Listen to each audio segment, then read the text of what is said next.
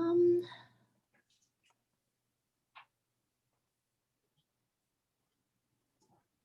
six.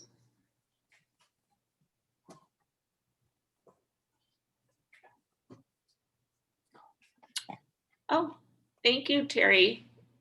Superintendent Gage has put a note in the chat, so please take a look there.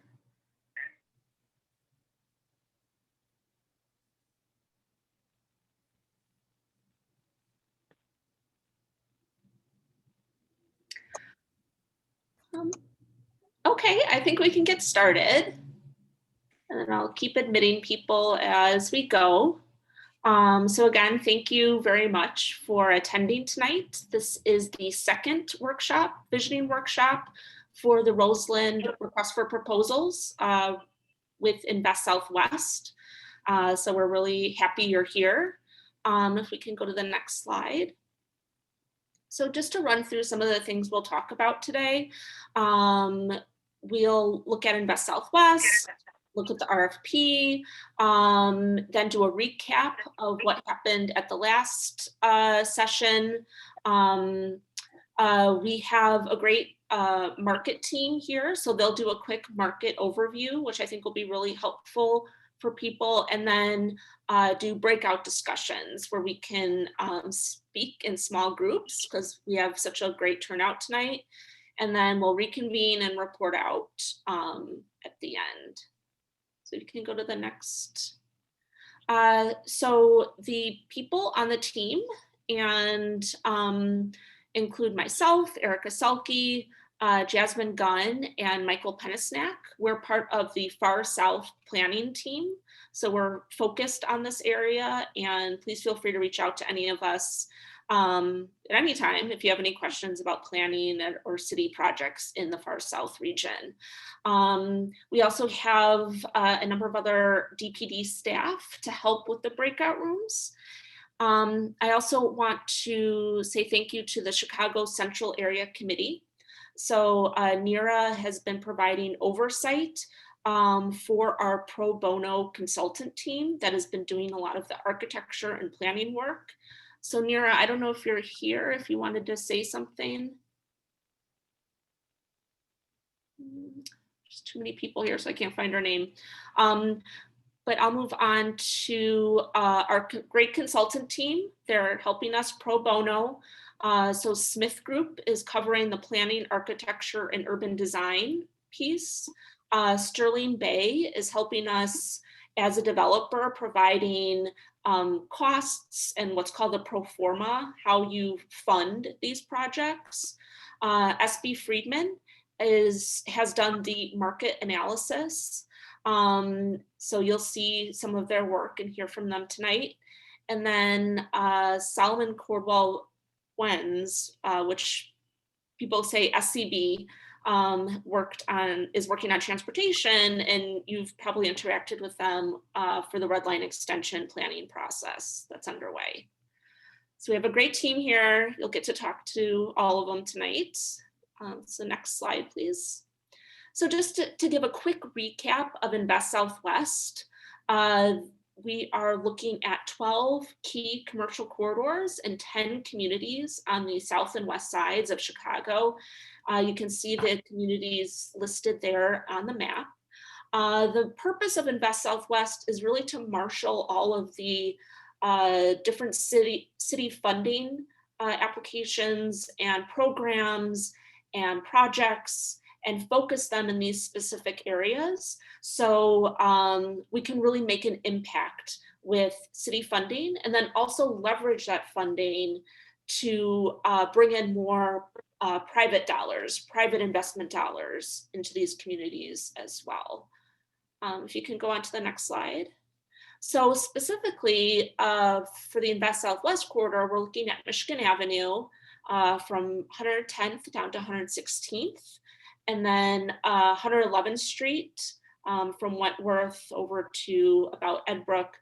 In this map, the Invest Southwest corridor is outlined in orange, and you can also see the Red Line extension in the dashed red, and then this station there as well.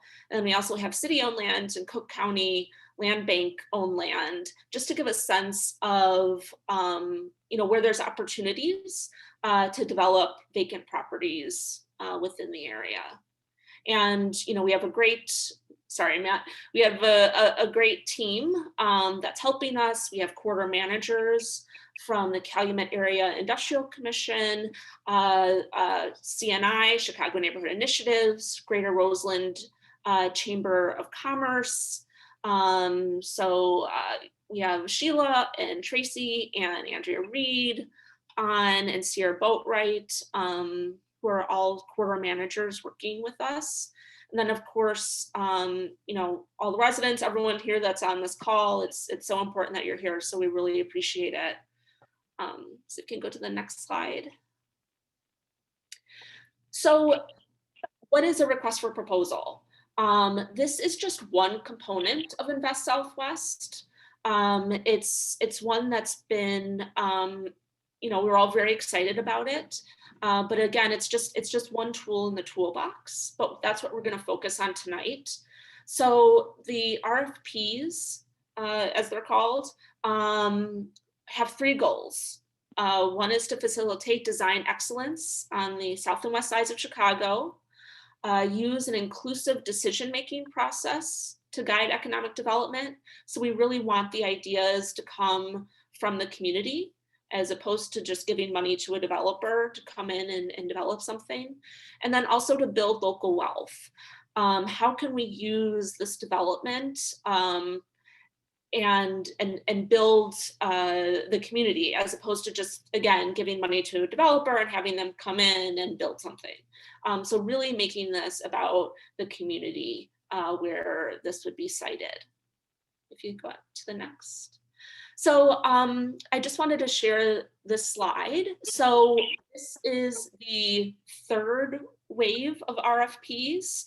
So we issued RFPs back in the fall, and then again in November. And the ones that were put out first have now come back, and the community was very active in selecting the developers for these three neighborhoods. So it's Austin, Auburn Gresham, and Inglewood. And so Austin has a situation where they're renovating the beautiful Laramie Bank building and then building new adjacent to it. Auburn Gresham is a completely new building, affordable rental building with gardens. And then Inglewood has a really interesting project proposed where it's not your typical building, but it's the renovation of the city-owned firehouse that's on the site, and then also a sustainable food campus. So having a lot of opportunities for public gathering space, for growing food, for having a shared kitchen. So it's a really unique response to the RFP that is perfect for that site. And I think everyone is, really happy about this. So the mayor announced these winners March 8th, so recently. We're excited to see these move forward. And I just wanted to share this as sort of a possibility when we're talking tonight, that these are the sort of projects that we can start thinking about for Michigan Avenue. So if you can go to the next. So the goals for today, we're going to go through the market analysis. So we'll have a better understanding of the residential and commercial markets of Roseland, confirm the preferred development sites. At the first meeting, we had talked a bit about potential sites on the corridor, and then building massings and also programming for those sites. So this is just to confirm what we've heard. And then identify desired urban design principles for new development on Michigan Avenue. So really going into more of the details of what appropriate development would be on Michigan Avenue. And I think that's, and then as I mentioned, there are three waves of the RFPs, and we're in the third wave. We're really excited about this and have been getting a great response so far. And then in terms of the schedule for this, so we had our first visioning session on February 23rd. This is our second visioning session. So on April 20th is where we will take the final RFP to be approved by the commission. And then we hope to release the RFP on April 21st. So that means it goes out to the developer, it goes out to everyone. Everyone will be able to see the RFP, and then developers will work with the community and with possible tenants and put together a package that they'll bring back to the city in July. Then after July, that starts a whole new community process. So this certainly is not the end of the story. We hope to get a lot of good feedback tonight, but this will be continuing on through the summer and even into fall. So, and we'll be sure to get the word out about all these different steps as we move forward. So with that, I am going to turn it over to Rana Deep and Terry from SB Friedman to talk about the market overview.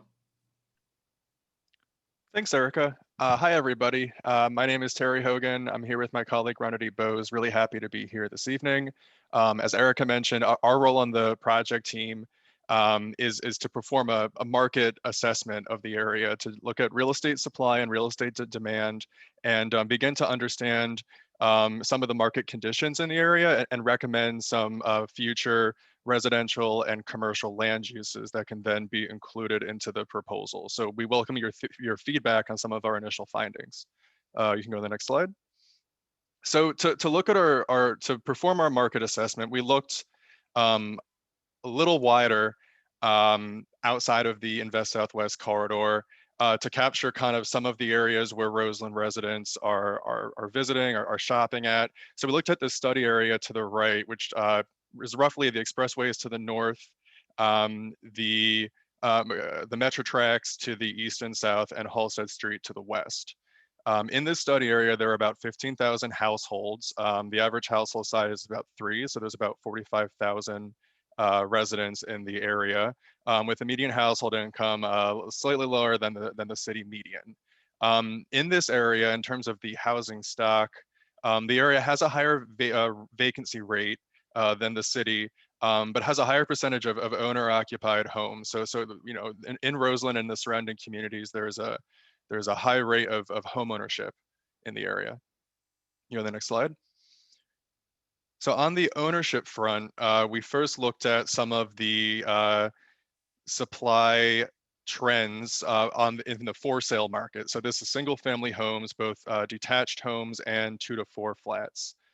One of the trends we noticed is that in this area, there's been significant increases in median home sales in the study area over the past few years. The map on the right just looks at all of the single family home sales that occurred in the year 2020. The red dots are under 100,000, sold for $100,000. And then you can see that there are some home sales in the area in the green dots that are exceeding $200,000. So the home market in the area is strengthening. And we looked into some of these home sales, and it looks like there's a lot of rehab activity happening in the area. So even though a lot of the housing stock is vacant, a lot of these homes are being fixed up, rehabbed, and then sold to new owners. So it was just an interesting trend that we observed, not only in Roseland, but also in some other areas throughout the south and west sides of the city. You go on the next slide. We also looked at the multifamily properties in the area. So these are rented properties. These are the data that we have available is more, we're not gonna be able to capture individual homes that are being rented out. These are the larger 5-unit plus rental properties throughout the area, as you see in the map to the right. So the brown dots are just market rate multifamily. A lot of the supply is concentrated along MLK Drive to the east of our Invest Southwest corridor. And then there are also quite a few legally affordable properties in the aqua dots, kind of more closer to the corridor itself. You can see that in terms of the unit sizes offered amongst these properties, uh, the most market rate units are 1 or 2 beds in the area, whereas most affordable units are studios and 1 beds. And that's because a lot of them are senior housing. The average rents for the affordable product, average rent per unit per month, are actually higher than the market rate units. And that's because a lot of the affordable products have a senior component. Um, and just because of that senior component, have more services and generally command a higher price. You can go to the next slide. And this is just a snapshot of just some examples of those properties that we observed throughout the area. So, you see on the left, an example of a single family detached home that was purchased in 2019 and then rehabbed and sold in 2020 for $225,000. And that's about the similar price that you see some of the 2-flat sales occurring. And then we also just have 2 examples of market rate apartments that product there in with the brown bar is at MLK Drive, 110th and MLK Drive, and then an example of an affordable multifamily project, the Roseland Place Apartments at 104th in Michigan. So that was kind of our overview, our assessment of the residential side of things. We also looked at commercial and retail properties. So we zoomed out a little bit and looked at kind of what are some of the key nodes that Roseland residents are potentially shopping at, in addition to the businesses on the South Michigan Avenue corridor. So those red dots on the map to the right are retail properties, retail and commercial properties. And there are kind of 6 major clusters in addition to some of the more neighborhood level storefronts along South Michigan Avenue. A lot of these are auto oriented with big parking lots that are have the option to be visited by car. Some of the major retailers in the area include Family Dollar, Walgreens, and then there's the larger Walmart and larger big box stores to the east of the metro tracks in the Pullman neighborhood there with cluster number 6. You go to the next slide. So after looking at the supply side of things for the commercial and retail framework in the area, we conducted a demand analysis. So we looked at relative to the current neighborhood supply, what is the demand amongst current residents in the area in terms of what they're spending on goods and services, whether it be food and beverage, general merchandise, furniture, hardware, along the like. And we identified gaps, areas where residents may be leaving the study area to shop for these goods and services. And there are opportunities to introduce more retail and commercial opportunities in the area that could allow residents to shop there instead. So we worked with the results of that analysis. And we also had the great opportunity to speak with Andrea Reed at the Greater Roseland Chamber of Commerce to begin to identify just some ideas and concepts and needs in the neighborhood that might be able to be captured as a commercial opportunity for the site. These are just a few examples here. We're interested in hearing if you have additional examples or ideas in mind. One example is a shared kitchen or storefront concept to the left. We heard that there are a number of really active, successful food and beverage and food manufacturers in the area that are interested in potentially expanding their spaces into a larger production facility. There's an opportunity to co-locate in a shared kitchen or storefront concept, along with maybe a front cafe space. So that's kind of an opportunity that could be included in the proposal. Other opportunities include an early childcare center with an early education component, a small format commercial store, such as a hardware store. And then there's also an opportunity for a grocery store. That's a little lower of a market opportunity just because there are additional complexities from a site selection and site configuration standpoint that make developing a grocery store a little more difficult. But these are just some of the initial ideas that came out of our discussions, and we're interested in learning about some more. So you can go on the next slide. So just to sum everything up, in terms of the market takeaways that we identified from this exercise, these are what we think are market supportable land uses that could be supported in terms of the real estate market along the South Michigan Avenue corridor. One of them is for sale housing. It could be detached homes, townhomes, or 2 to 4 flats. While there is a high vacancy in the neighborhood, there is a lot of rehab activity occurring, and this suggests that new homes, new for sale homes, can be constructed in the area and sold for prices that are affordable between 80 and 100% of the area median income. On the rental side of things, there's also an opportunity for additional affordable housing, including senior housing for residents earning between 30 and 80% AMI. And on the commercial side of things, as I mentioned, there are significant vacancies along the corridor, but because of the underlying demand for goods and services among residents and the strength of some of the existing partnerships in the neighborhood, along with some of the existing concepts that have been identified, local businesses and nonprofit organizations can come together and advance some of these ideas that can be then located within a commercial space, a ground floor commercial space, for example. But then we think that residential co-located with some of these commercial opportunities will create kind of the critical mass of activity that can support them over time as well. So the combination of mixed use, residential, along with commercial, we think is really kind of the key to the success of whatever is eventually developed along the corridor.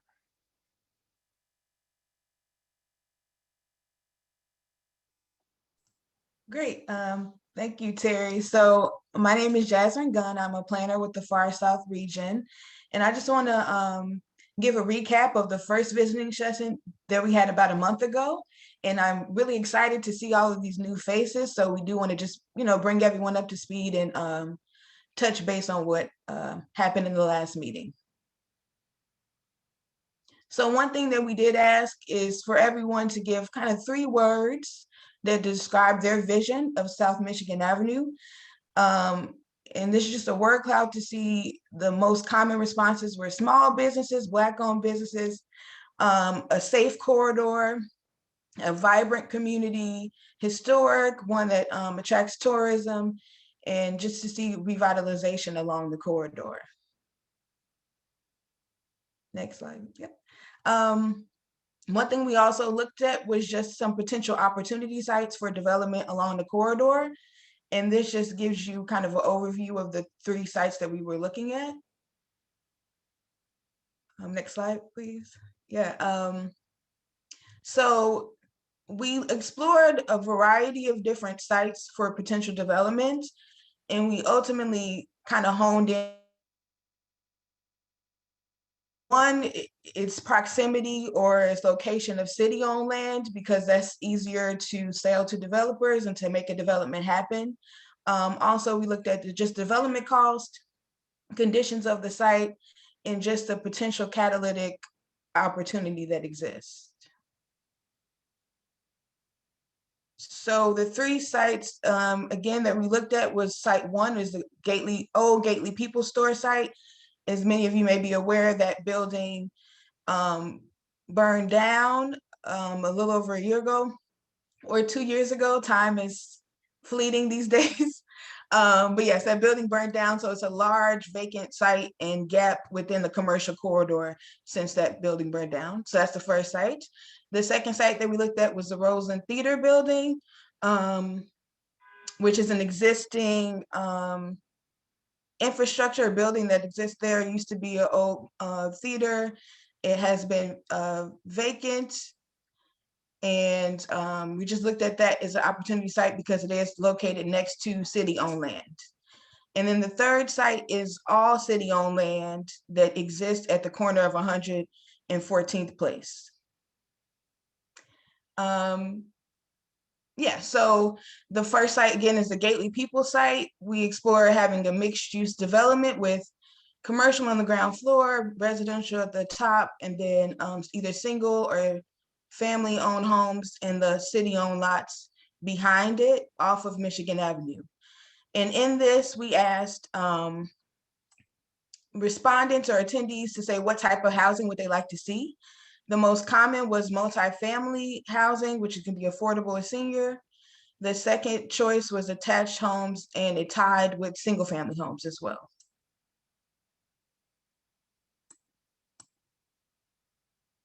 So the next site was the Rosen Theater building. We explored having either a commercial development next to revitalizing or renovating the theater building itself, and then having a commercial property development next to it or a residential property next to it. One reason why the building is so large is because to make something financially feasible, it needs to have 50 units, around 50 units to get the funding for it. So we were testing out what 50 units actually look like. And on this site, we asked what residents want to see along Michigan Avenue, some of the programming. The top 3 choices were business incubators, restaurants, and retail. And then it was followed up by community center spaces, and then last was shared kitchens. And then the last site we looked at again was the city-owned land at the corner. As you can see, the 50 units fitting on that site made a very tall building, and we asked respondents to say what they thought about the height.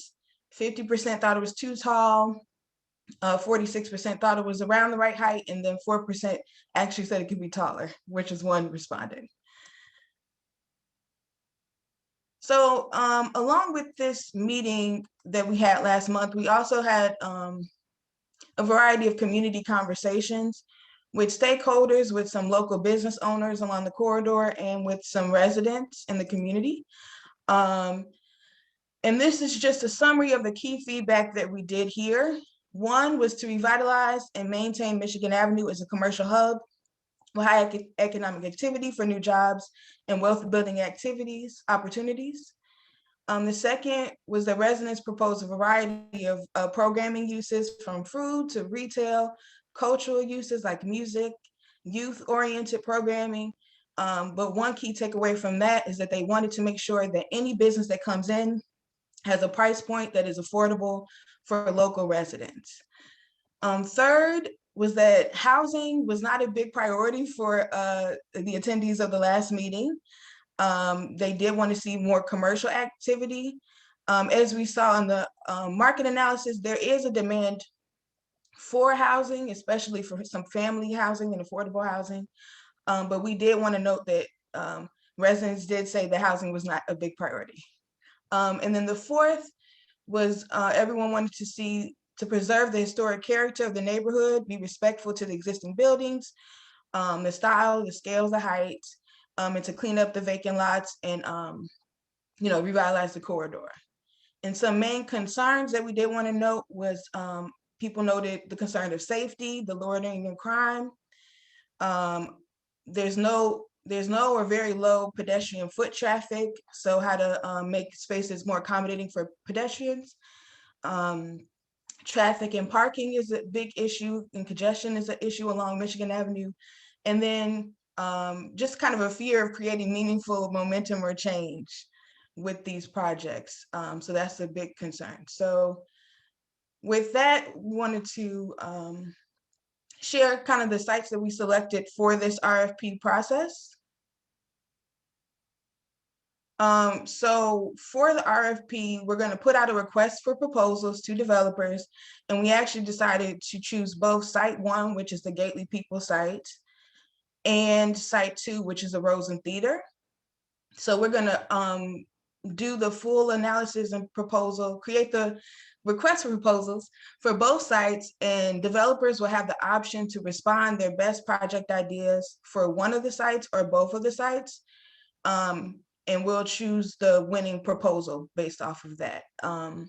And these sites were selected because both offer opportunity to propose a different type of development, a unique development from each other. One would be mixed use, and the other can be all commercial, because we did hear that people wanted a really large focus on commercial.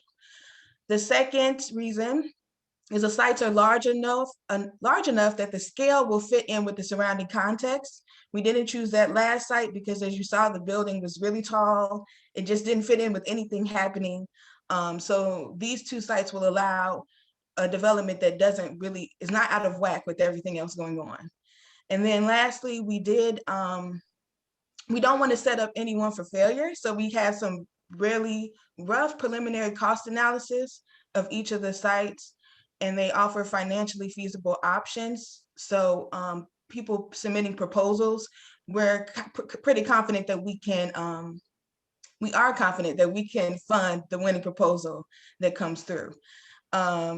So the last benefit of selecting both sites in this call is that a vision will be created for both sites. So the one that's not selected, they'll still have a really strong proposal. They'll have a developer that's at the table that is interested in making this project happen, and they can bring it to other funders. And I'm a big proponent of, putting the atmosphere, and stuff can happen. So this just gives us the best potential to get the best projects that can happen at both of these sites and really get some momentum and things happening on the corridor. So with that, I'm going to pass it off to Matt from Smith Group, and he's going to walk through these two options a little more. Hello, everyone. Good evening. My name is Matt Dumich. I'm an architect and a principal at Smith Group. And Smith Group is a national architecture, engineering, and planning firm. And we're thrilled to be leading the effort on this RFP analysis and engagement with you all. So I'll briefly give an overview of where we are with the potential vision for the two sites that Jasmine mentioned, and then our team will get into some further details. So the first site, we're on Michigan here, and 112th. So it's the former Gately's People's site. And from an urban design response, we're looking at holding the street wall along Michigan as well as on 112th, and recognizing the corner here, an important corner on the corridor, as well as stepping back the massing at the top of the building to kind of respect the scale of the neighborhood. In terms of the program, on the ground floor, we're proposing either retail or some type of community space that Terry reviewed from the market analysis. Above the ground floor is residential. There are, in our study, is 53 multifamily units. And again, the corner could be a small gathering space. The service and loading is behind the building, which is screened by the L shape. And then, of course, this is actually two sites divided by an alley. On the more residential side, we're proposing either single family or a townhome or a two-flat residential use, more of a scale appropriate for the neighborhood itself. So that's the opportunities on site one. And then in site two, which includes both the Roseland Theater and the adjacent city-owned site. On the theater, we're strongly encouraging adaptive reuse to save this kind of local landmark. That space could be renovated into an incubator or a shared kitchen, a restaurant, or some other community use. And in our analysis, and Jasmine showed this earlier, on the adjacent site, housing doesn't really fit appropriately. It was really overscaled. And the market doesn't support doing a single story or a two-story speculative commercial space on the site. So This will be included in the RFP, and we're proposing to activate the site and as a community hub. And this is a blank slate and really an opportunity, I think, for innovation. And it certainly doesn't preclude new construction here. So we encourage the development proposals to be creative and innovative on what the possibilities can be. But Brett will share a little bit more on some of the potential opportunities for this part of the site. Thanks, Matt. My name is Brett Weidel. I'm a landscape architect and urban designer with Smith Group. And we just wanted to share a couple site activation ideas for this adjacent property, knowing that it would be next to a potential redevelopment of the theater building, which has a really amazing just architectural style and possibility for it. When there's a space adjacent that's large and on the corridor here, we see opportunities that could revolve around public use. So we want to explore some of those here, and we can talk more about them later in our breakout groups, because we would love some of your thoughts on these ideas. But just some of the ideas that we've talked about so far might include some public gardening or community gardening opportunities where there could be public garden plots, associated farmers markets that could go along with that to sell local produce, space to have outdoor events or performances or programming, such as music activities, gatherings, community gatherings, things like that, or just very casual community events such as movies outdoors or dinners or things of that nature. So these are all more publicly oriented activation opportunities for the site. And then the next slide that we have shows how you could maybe start to think of this site as a public-private partnership, where whoever were to develop the theater building could really take ownership of that site activation and develop a public space along with it. And the benefits to doing that are that there's that ownership involved and sort of the eyes on the eyes on the space at all times is really a benefit, and a way that the development could utilize a space for whatever is programmed in there. So if it's a restaurant, maybe it could be an outdoor dining plaza, but it could also be utilized for public use as well. So you can see in some of these images where it's like paired private dining with public space, or programmable space for the public, or just a general seating outdoor use space. So like I mentioned, there'll be time at the end, and we would really love to hear your feedback on some of these ideas. But we realize that as we put together the RFP, we have the ability to sort of shape the direction that the developers would move forward in their planning. And I think the Englewood example was a really great example of this that Erica brought up earlier, as to how the firehouse building was going to be renovated, but they also had an adjacent open space that is going to be developed along with that, and just how that space will be programmed and activated. I think I'll pass it along to Taft now. Thank you, Brett. Good evening, everyone. I'm Taft Cleveland, and I am a planner at Smith Group. And this evening, we wanted to discuss some urban design principles, mainly looking at the program, which is the needs that you all would need for not only the community, but also along the corridor.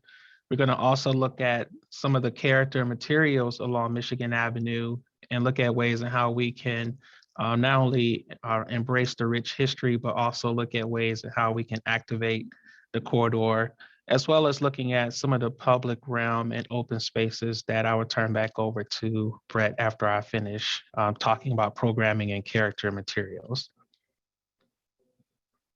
So when we look at the programming, we're basically looking at just a series of questions that we're going to ask in the breakout room, just for you to have an idea of what we're looking for, and how, as together, we can explore and look at some of the needs that you would like to see along the corridor. Next slide. So when we look at some examples, some precedents that we have looked at, looking at programming, the Sherman Phoenix project in Milwaukee is an interesting one. and that in 2016, there was some civil unrest in Milwaukee, and because of that, one of the banks was burnt down. And so the community decided to take that site on and make a difference in the community. And so what you have here is this unique gathering space of people bringing different diverse foods, different cultures, business spaces, as well as wellness service areas to help enhance the community. The next one is Inspiration Kitchens, which is what you have heard earlier this evening, is talking about a shared community kitchen. And so this is an example that we could use as a precedent to see what your needs are along Michigan Avenue. Next, we wanted to discuss character materials. As you all know, Michigan Avenue is just a rich corridor with some beautiful architecture, whether it's looking at brick or different materials that has lasted for a very long time, but just having that, the culture of having those different building types. And so we're looking at, for your expertise and your opinion on what you would like to see along Michigan Avenue. And so whatever we decide to work together as a team, and when the developers put this final building on this site, we wanted to reflect the history and the legacy of Michigan Avenue with the character and materials that we see in the buildings. One example is the Tide House in Chicago. And we chose this specifically because of the existing character that you have, that you see in the building to the left, and how the building ties into that. And so it addresses the street wall and maintains the street wall, but you can see that there's different materials that have been used, including brick, and then it creates some open courtyard spaces and some activity on the ground floor. And so these are just some examples that we're just showing you that could potentially be done, but we're looking for your expertise and your opinion. And then next is the gallery studio that's in Racine, Wisconsin. This is a really unique opportunity how they address the edge, the corner of the site. And so when you look at site one, you look at the corner, just imagine what you would like to see on that and how that building addresses the corner. Also look at some of the character that you see in some of the existing buildings. And if we were to do something new using masonry and glass, you can see an example how the louvers, the width of the louvers are reflective of those 6 windows that you see off to the right that's next to the building. So you can play on how the building will respect the existing buildings next to it by just addressing different materials, but also keeping that same rhythm throughout the corridor.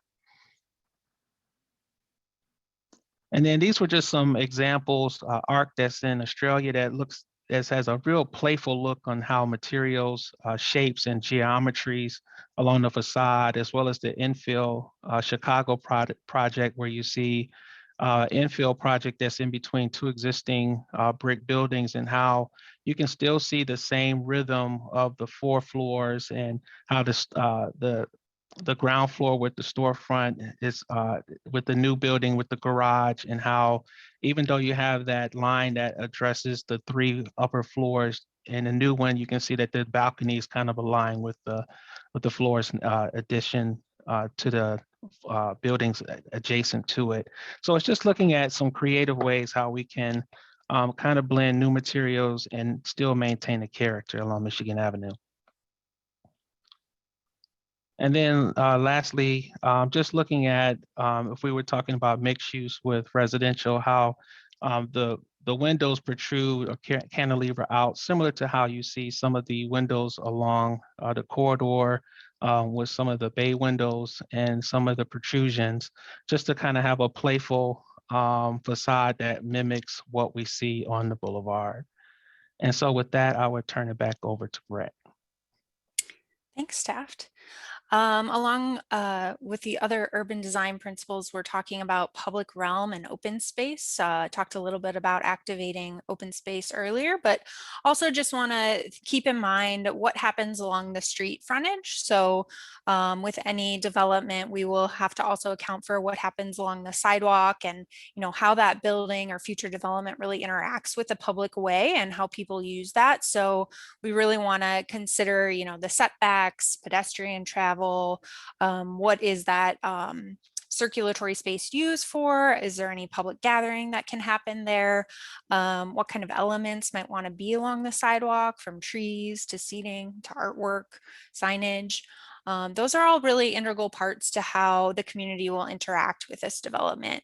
And we know from CDOT in 2013, they put together a corridor plan for South Michigan Avenue. And we've studied that corridor plan and really understand a lot of the basis of design for that corridor plan, and wanted to keep in mind a lot of the principles that were already set forth in that plan, knowing that these developments could sort of be a first installation of some of those ideas in that corridor plan. So we can show a couple of those. If you go to the next slide. There was some emphasis on how do we create an identity along the corridor. We know Roseland has a really rich history, and how do we bring that forth into the South Michigan Avenue corridor? So when you're walking along the street, you know where you are, you're in Roseland on South Michigan Avenue. So whether that's an element that repeats itself along the length of the corridor as an identifier, as light, as vibrancy. This is just an example in Columbus, Ohio, where they've done that with these colorful lit arches. Another example of how we could activate the corridor on the next slide is just how we utilize the sidewalk area. So whether that's with planters or with seating or dining opportunities for local restaurants, we want to make sure that there's ample room for that to occur. So that's always a huge consideration with how do we place trees and how do we place lights and elements within the public right of way. And then the next image just shows, a lot of you are probably familiar with this mural in Pullman, but we know, like I said, with the rich history in Roseland, there's a lot of opportunity to sort of brand this length of South Michigan Avenue. And maybe there's opportunities for murals along the corridors in which would really pull forth that identity and character and history, so that there are these unique artistic elements along the corridor. And then the next image just highlights, this is some signage and banner signage up in Uptown, but that could also take form in the way of banners or identification in terms of like logos or placemaking along the streetscape, whether that's through banners or whether it's through, bike racks design or bench design or anything like that. So these are all considerations and things that we would love to have your feedback on as we talk more in the breakout rooms.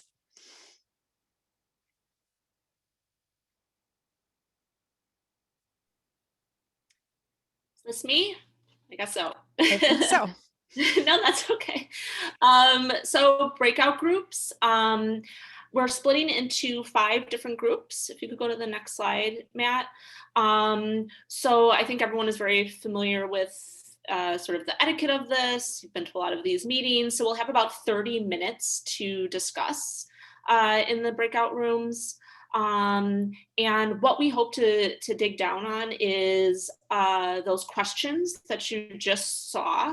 And so you'll have a facilitator in each room. There'll be someone from the Smith group, architecture, urban design group, and then also someone from DPD will be in each room too, if you have just questions about RFPs and funding and things like that. So with that, I think that's the last slide.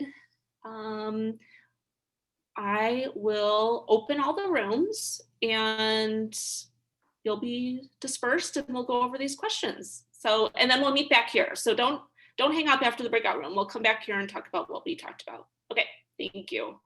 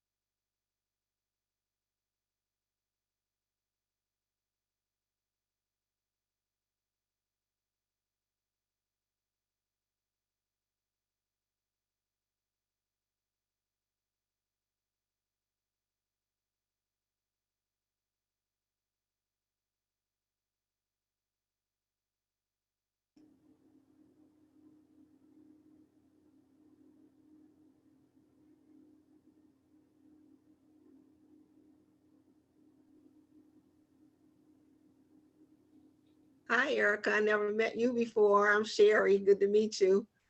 Hi, Sherry. It's nice to meet you. Thanks for coming. I lived in Pullman for 12 years, so my heart is still there. Lots of friends in Pullman. I had an office in the Pullman State Historic Site for 8 years. Mm, Yeah. Oh, what fun. yeah. Okay, so I think we're all back now. And I was hoping we could just go around to the team facilitators and sort of give a quick breakdown of things that were talked about. So Matt, I see you here first, if you want to go. I was sure pick the big guy in the top of the screen. First of all, thanks for the conversation this evening, everyone. We talked about a couple key themes. One was the importance of a uniform vision across the corridor, not just one project or two projects. It's about something bigger. One of the things that was cited as successful in doing that were the arches with the lights on it that Brett shared. And obviously those created this uniformity to the corridor, but also lit up the streetscape, which equaled safety and comfort for pedestrians. And then maybe just a one-off other comment, and we've heard this plenty of times, that Roseland is a unique community, and Roseland and Pullman are not the same. And how can this development celebrate Roseland and the history of Roseland?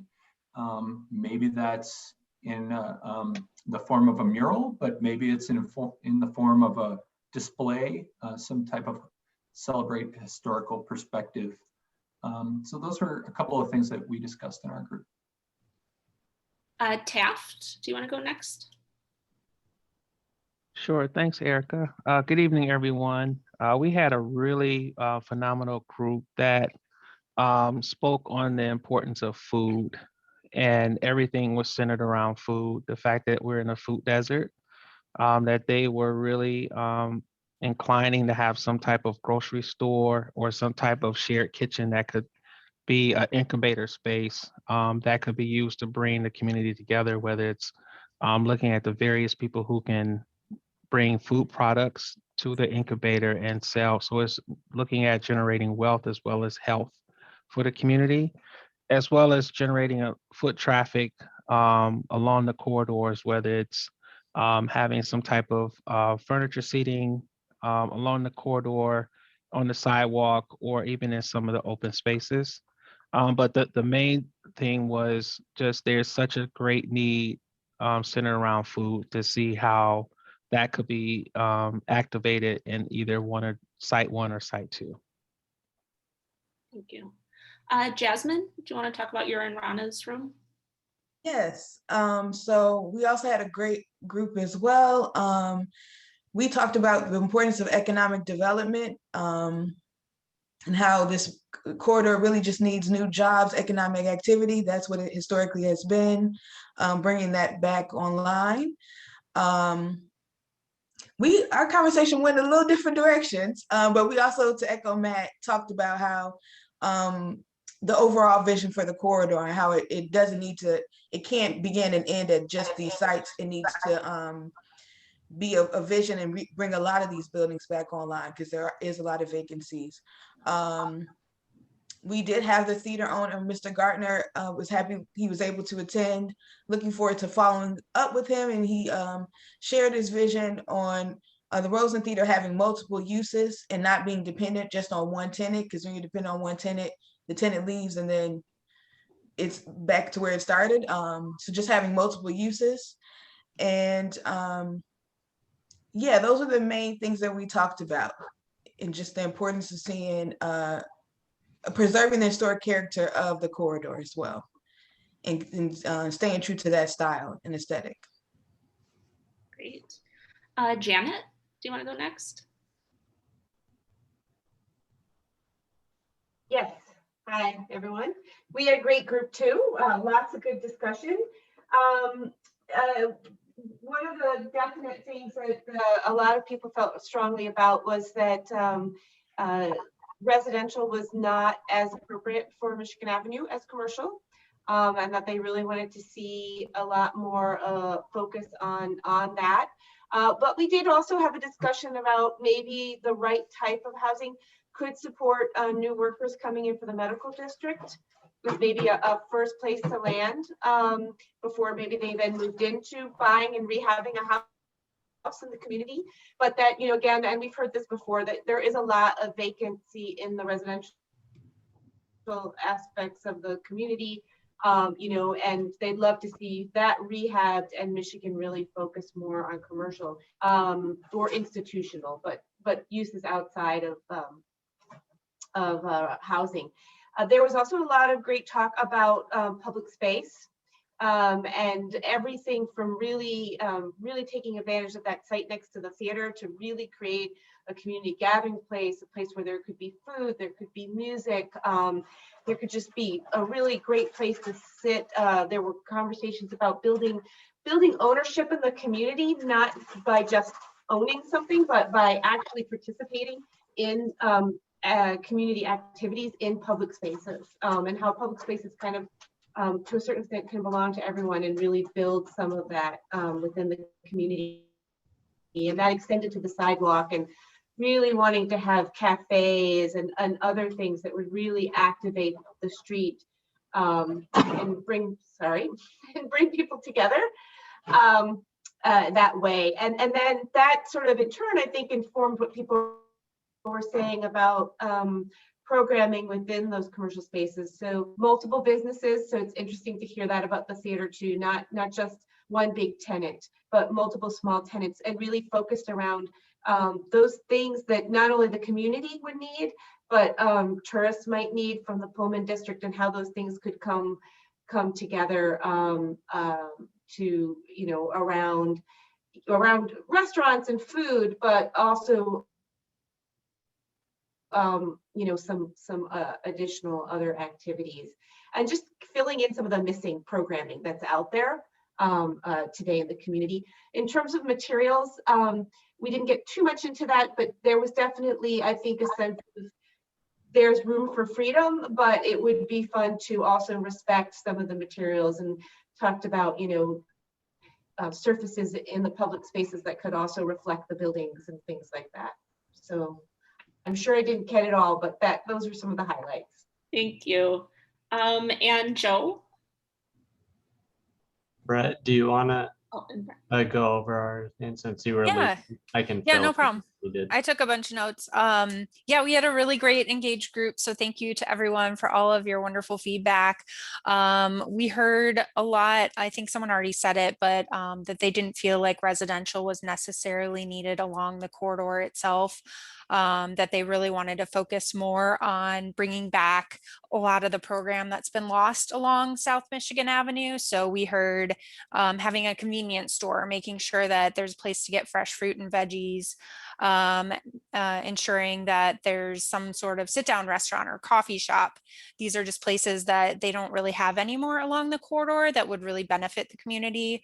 And then bringing it back to health, not only a place to get fresh food, but also a place that would help with fitness. So if it's a fitness center or something that focuses on wellness, because we were talking about how we're not only gearing this for one type of age group, but that we want to kind of cover an intergenerational sort of age something for everyone. So whether it's something for the youth, because that's been discussed before, and then, you know, something for older folks that might be keeping up with their fitness or yoga or, you know, anything like that, just options for fitness needs. Professional services, that was another thing, that maybe instead of residential, it's more space for office tenants, so that you could bring back the optometrist or bring back, you know, the dentist office or something like that. So you kind of have a full range of different services available. And then I really like the idea, someone already mentioned it before, but the business incubator, just to really focus on growing businesses along the corridor that, you know, if this is a catalytic development, then can bring in smaller businesses through office space or business incubator, or even we talked about food trucks as well, having space for food trucks, that they can kind of start small here and start to expand out along the corridor and utilize that space that's already there. And then lastly, I think we also talked about just making sure that we have something to cover all the different times of day. So everything from the coffee shop in the morning to maybe a late night establishment like getting dinner and drinks, or a bar or something like that, place to listen to music. So there were a lot of great ideas about programming in our group. Anything I missed, Joe? I think that covered it. I think one other thing to highlight, our group did talk about the appropriateness of residential for the project in South Michigan. And there's kind of a debate about if it's appropriate at all. There were concerns about residential, but if it is required, you know, to attract investors, how can it be done mindfully? So maybe on the site one that the residential could wrap down 112th, but maybe it's not on South Michigan, the actual corridor itself. So just wanted to highlight that point as well. Great, thank you. And so we're a bit over time, so I appreciate everyone's time here. I just want to make a point. I put my email address in the chat. I think most of you should have it if you registered. So please feel free to write us, and I'll share with everyone your comments. We have the chat too, and I know there's comments and questions posted in there as well. So we're keeping the chat, and we'll work to answer those questions. And we'll put this, I'll send out an email to everyone with the slides so you can take a closer look, and if you want to share it with someone. And then also this is recorded, so we'll post this on our DPD YouTube page. So I'll send out an email. It'll probably take a couple days to get up there, but I'll send out an email to everyone, and just you know, please continue to reach out and continue to give us feedback. It's been really informative and great. So thank you so much for your time. I know this is a big time commitment at night, so we very much appreciate it. So thank you, everyone. Thank you. Thank you. Thank you. Thank you. Good night, everybody. Thank you. Have a good night. Good night, everybody. Good night, everyone. Night, everyone. Night. Thank you.